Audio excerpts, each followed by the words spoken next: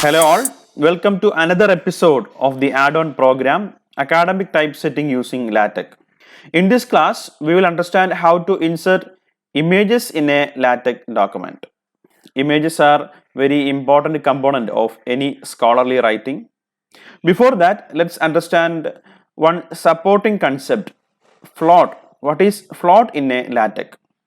Floats are used to contain things that must be placed inside a single page. That is, they cannot be broken over multiple pages.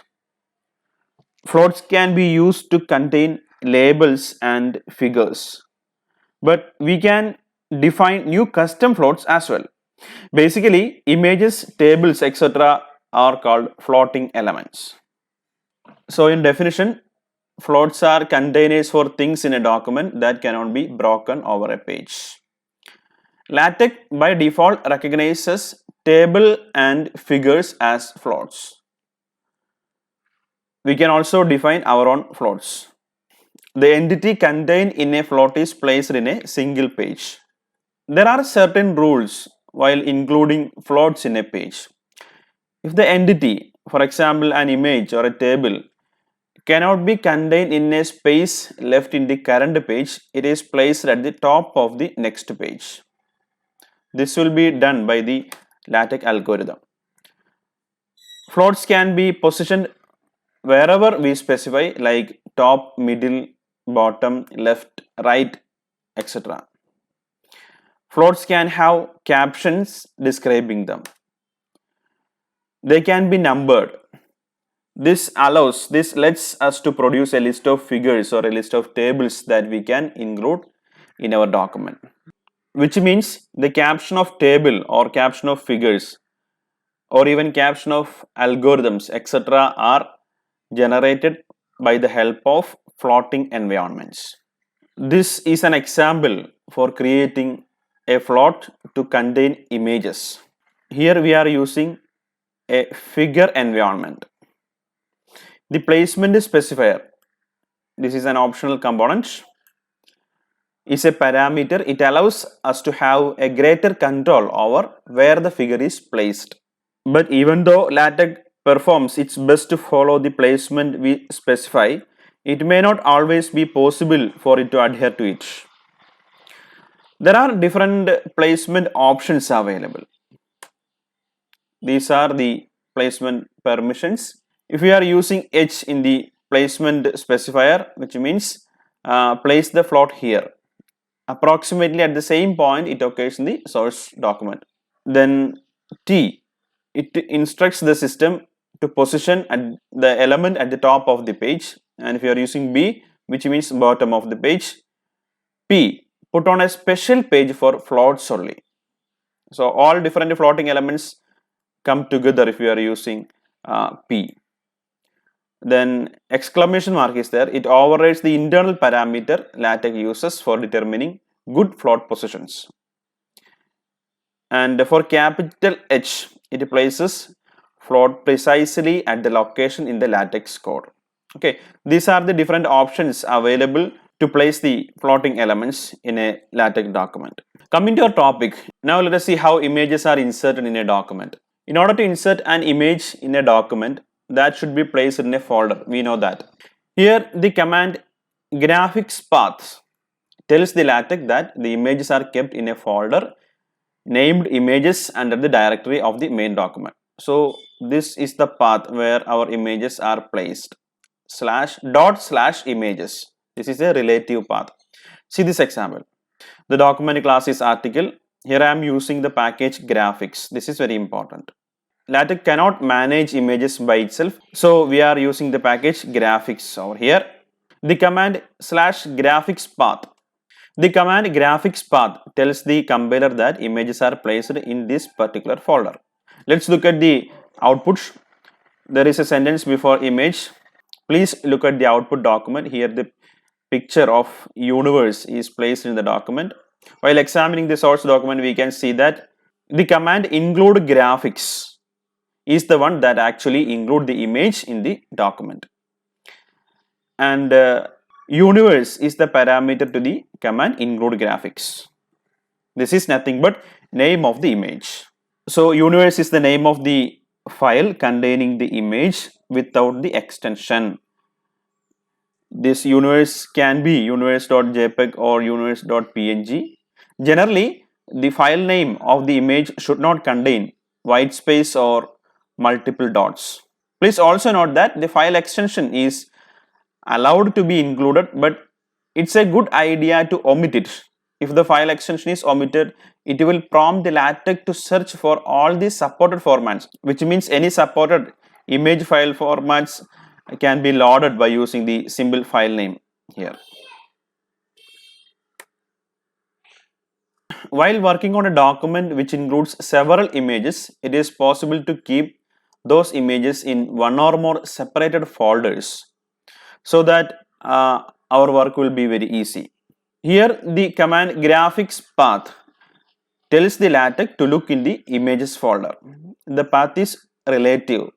The path can be either relative or direct. See this code snippet. Here the path is relative to the current working directory. So the compiler will look for the file in the same folder as the code where the image is included. The path to the folder is relative by default if there is no initial directory is specified. The path can also be absolute, or we can also specify the direct file name also.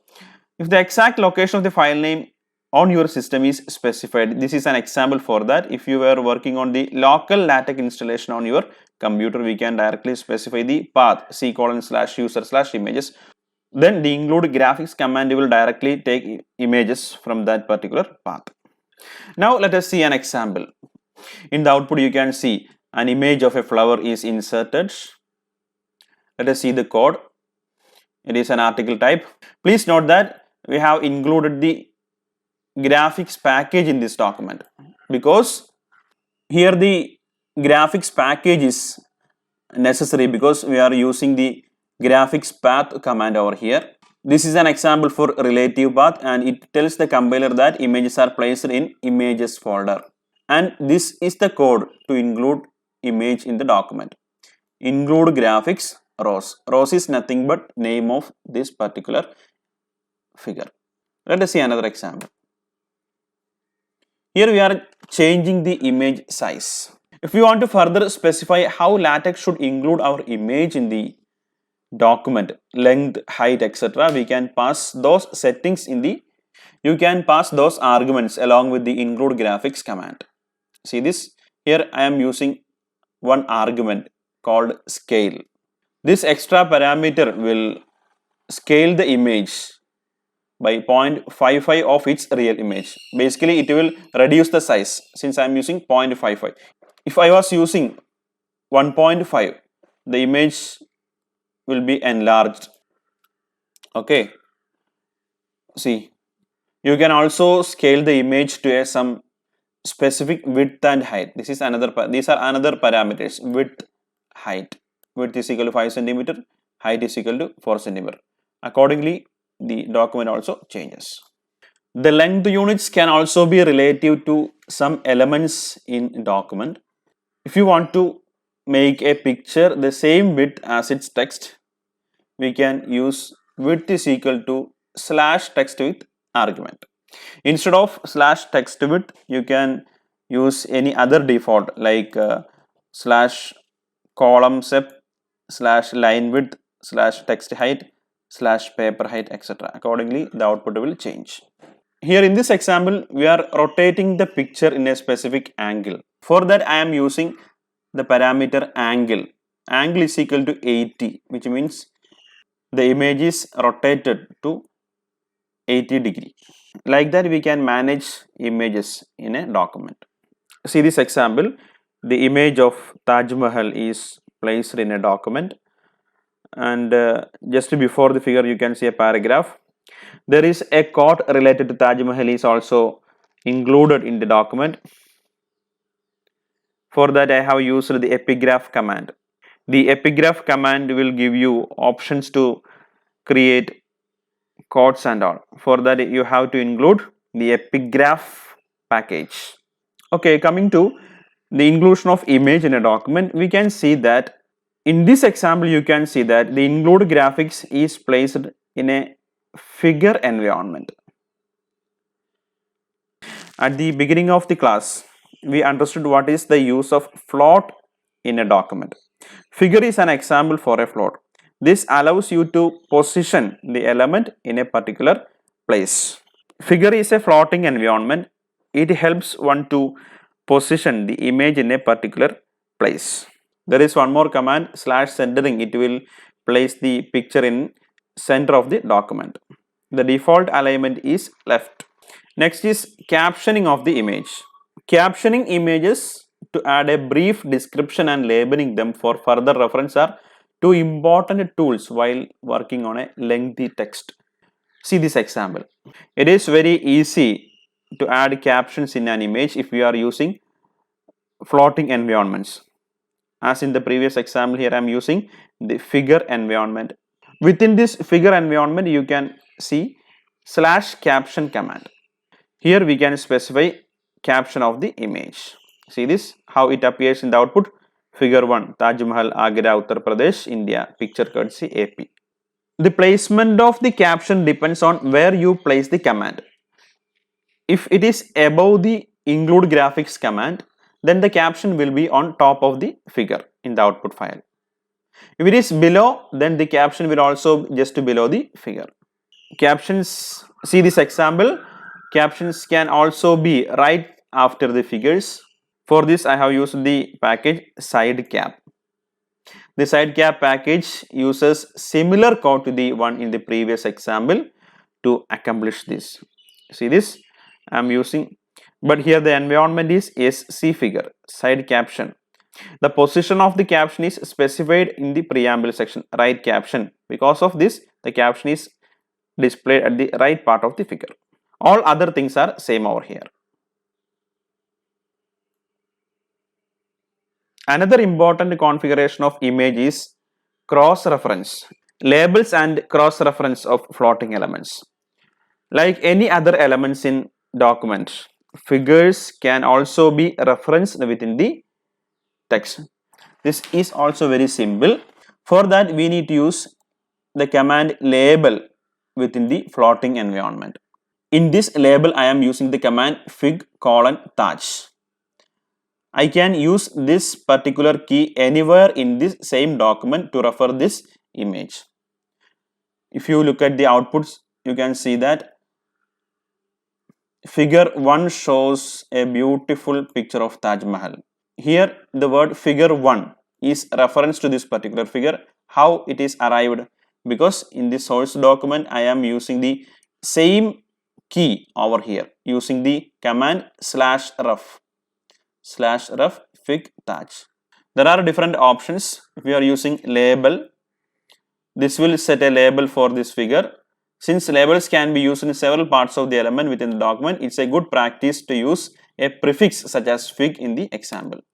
And the /ref command will insert the number assigned to that particular figure. It is automatically generated and will be updated if we insert some other figures before the referenced one. There is one more option, /pageref. It prints out the page number where the referenced image appears. Please note that the /caption is mandatory to reference a picture. Another vital characteristics in a LaTeX document is the ability to automatically generate a list of figures. This is also straightforward. We have already seen how to generate list of tables. This is pretty much same as that. See this document.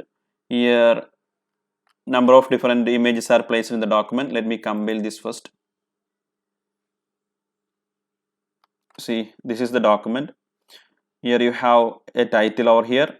After that, different sections. 1, Taj Mahal. 2, Christ the Redeemer. 3, Great Wall of China, like that. And the 3 different images are placed in this document. At the beginning of this document, I need to include list of figures. For that, I can simply use the command /list of figures.